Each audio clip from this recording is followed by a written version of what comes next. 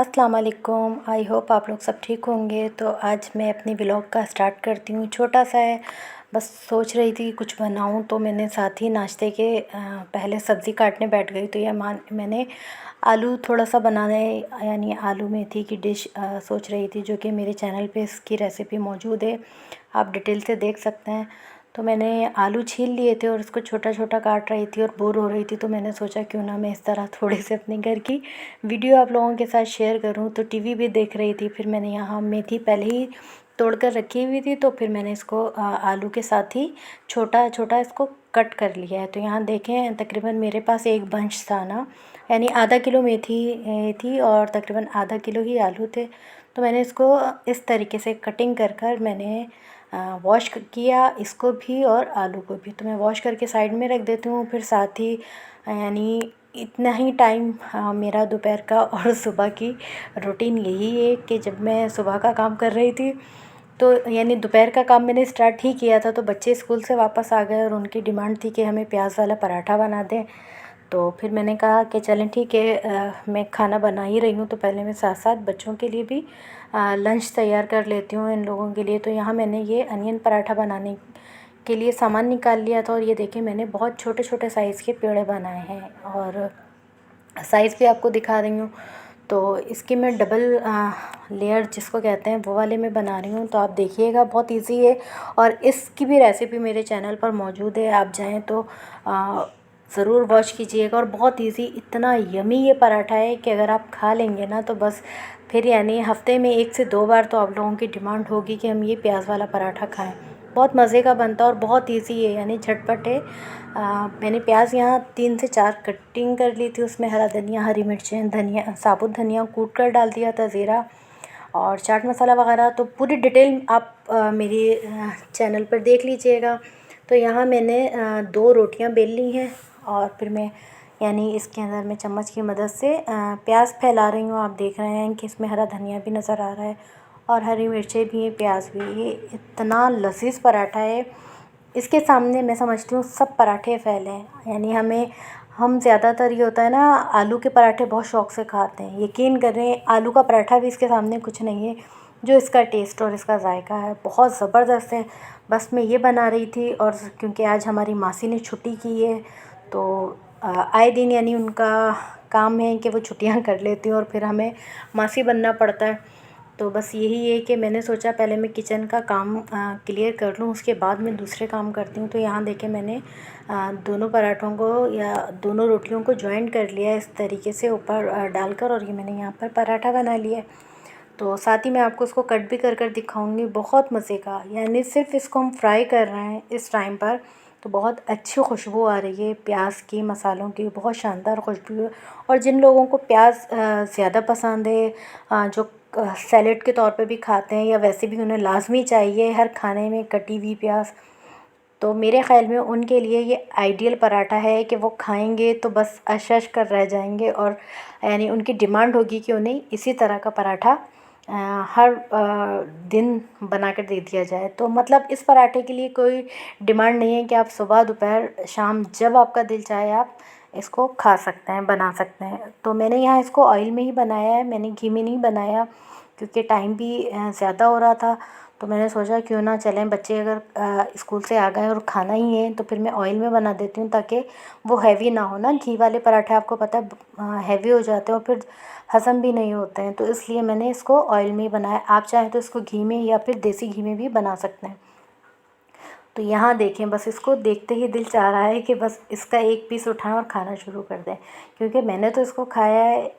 आप भी इसको खाएं और बनाएं, यकीन करें आप दुआएं देंगे कि इतना मज़े का पराठा बना है। तो साथ ही मैंने सोचा अब मैंने पराठे तो बना ही लिए, तो क्यों ना मैं हाथ के हाथ रोटियां भी बना लेती हूँ, क्योंकि आज काम बहुत ज़्यादा था।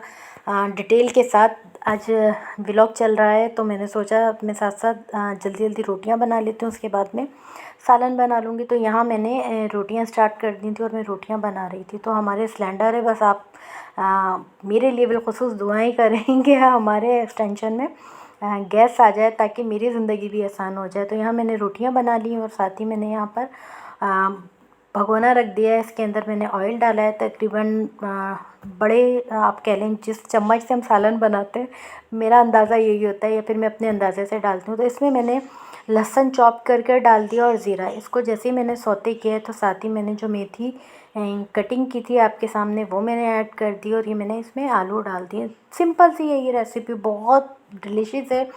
तो मैंने इसको बनाया और बहुत मज़े की ये रेसिपी बनती है। अगर आप चाहें तो इसके साथ तली हुई रोटी या घी वाली रोटी या फिर मक्खन वाली रोटी से भी आप इंजॉय कर सकते हैं सब्ज़ी को। देखें, सब्ज़ियों में जितने हम कम मसाले डालेंगे उसका टेस्ट इतना ही दुबाला हो जाएगा। जितने हम मसाले भर देंगे सब्ज़ियों में, तो यकीन जानिए मज़ा ख़राब हो जाता है सब्ज़ियों का।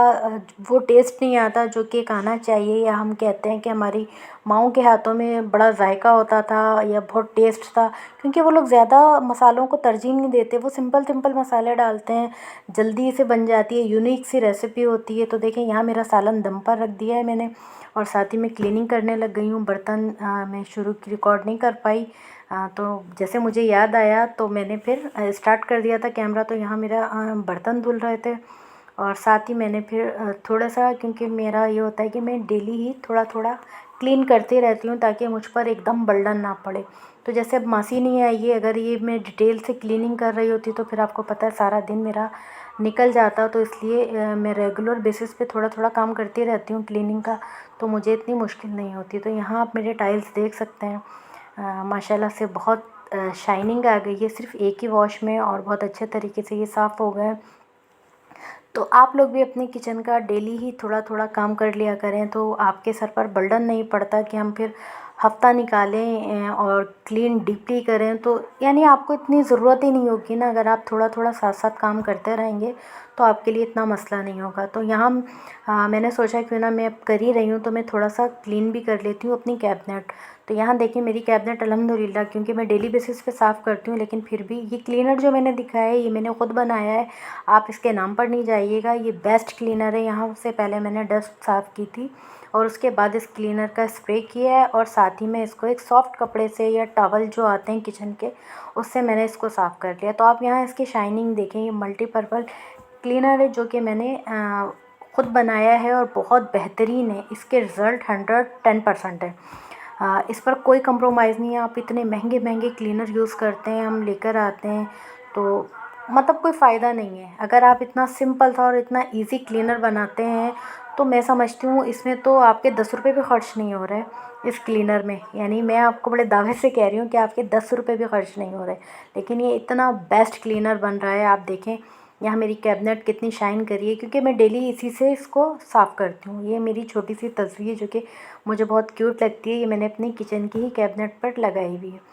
तो यहाँ देखें मैंने इसको साफ़ किया, और ये मल्टीपर्पल मैं इसको आप इसलिए कह रही हूँ कि ये मैंने सिर्फ कैबिनेट के लिए नहीं, ये मैं इसको टाइल पर भी यूज़ करती हूँ। देखिए मैं आपको टाइल पर भी इसीलिए थोड़ा सा कर कर दिखा रही हूँ। वैसे तो मेरी नीट एंड क्लीन है तो मुझे ज़रूरत नहीं है, लेकिन मैं डेली बेसिस पे थोड़ा थोड़ा करती रहती हूँ, तो मुझे इतना ज़्यादा हैवी बर्डन नहीं पड़ता मेरे सर पर कि मुझे बहुत ज़्यादा किचन को करना है, क्योंकि मेरा अल्हम्दुलिल्लाह साफ़ रहता है किचन। तो उसका मसला ये कि मैं रेगुलर कर लेती हूँ। तो यहाँ देखें मैंने स्लिप साफ़ की है, और इसको इसी क्लीनर को मैंने स्लिप पर भी यूज़ किया है।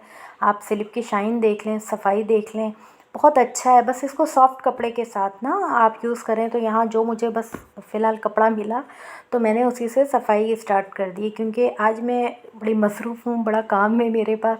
तो यहाँ मैंने अपना काउंटर साफ़ किया है जो कि बहुत ज़्यादा ख़राब हो रहा था, क्योंकि अभी आपके सामने मैंने सब्ज़ी वगैरह इसी पर कट की थी, फिर पराठे बना रही थी, तो काफ़ी यानी मैसी हो गया था ये। तो यहाँ मैंने इसको भी इसी क्लीनर से मैंने साफ़ किया है, और आप देख सकते हैं यानी मेरी ये किचन की सफाई प्रॉपर हो गई, और माशाल्लाह से मेरा काउंटर भी कितना शाइन कर रहा है। सिर्फ़ और सिर्फ एक क्लीनर का कमाल है जिसमें 10 रुपये का भी खर्चा नहीं है। तो यहाँ मैं अपनी टेबल भी क्लीन कर रही थी, तो बहुत ज़्यादा थक गई थी तो मैं बैठ गई, लेकिन ये बैठने का काम नहीं था, तो इसलिए फिर मुझे दोबारा ही उठना पड़ा और अपनी टेबलें क्लीन करनी पड़ी। तो यहाँ देखिए मैं इसी क्लीनर से साफ़ कर रही हूँ। यानी ये मेरा क्लीनर इतना बेहतरीन है कि मैं फ़र्नीचर भी इसी से साफ़ करती हूँ, मैं ग्लासेस भी इसी से साफ़ करती हूँ, टेबल भी मैं इसी से साफ़ करती हूँ। तो बहुत बेहतरीन है, इसके रिज़ल्ट इतने शानदार हैं कि आप अगर इसको ख़ुद घर पर बनाकर सफाई करें तो यकीन करें कि मंथली आप तकरीबन जो है मेरे उससे आप 1000 रुपये तक तो सेव कर सकते हैं, क्योंकि क्लीनर वैसे ही बहुत ज़्यादा महंगे आते हैं। तो यहाँ देखिए मेरी टेबल भी क्लीन हो गई है, तो यहाँ मैंने इसको सेट कर दिया है। तो यहाँ मेरी सफाई का एंड होता है, और अपनी दुआओं में याद रखिएगा मेरे लिए। मुझे लाइक सपोर्ट ज़रूर कीजिएगा, मेरी वीडियो को शेयर कीजिएगा। तो मेरी सफाई और क्लीनिंग पसंद आए तो ज़रूर मुझे कमेंट्स कर बताइएगा। अल्लाह हाफ़िज़।